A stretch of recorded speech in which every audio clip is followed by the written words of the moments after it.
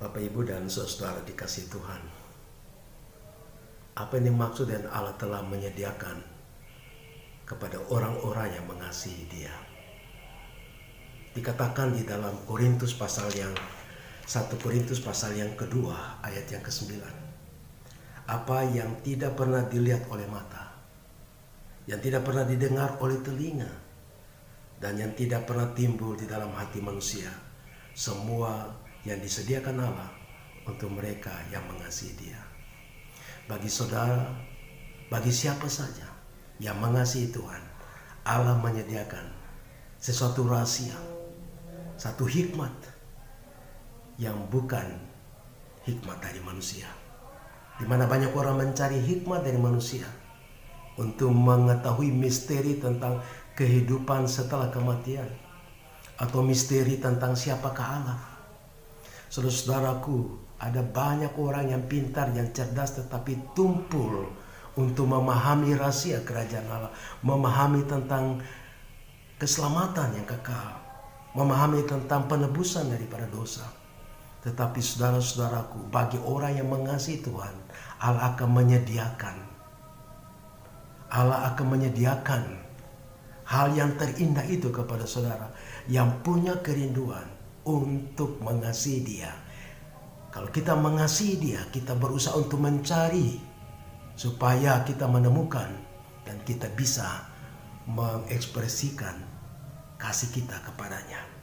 Saudara-saudaraku, inilah yang Paulus sampaikan kepada banyak orang tentang hikmat Allah, tentang rahasia Allah. Di dalam 1 Korintus pasal 2 ayat yang ke-7 dikatakan, tetapi yang kami beritakan ialah hikmat Allah yang tersembunyi dan rahasia yang sebelum dunia dijadikan telah disediakan Allah bagi kemuliaan kita.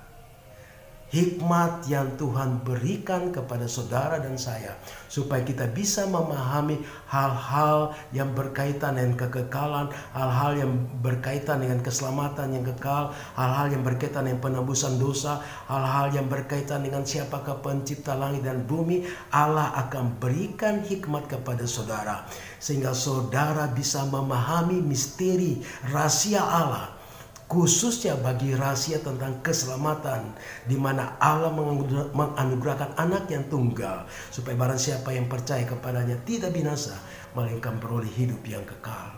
Inilah hikmat yang Allah beri kepada saudara untuk saudara bisa memahami tentang keselamatan itu sendiri. Karena itu Allah menyiapkan keselamatan bagi saudara dan saya. Setiap orang telah jatuh di dalam dosa, dan upah dosa adalah maut. Kita yang berdosa akan digiring kepada satu kebinasaan yang kekal.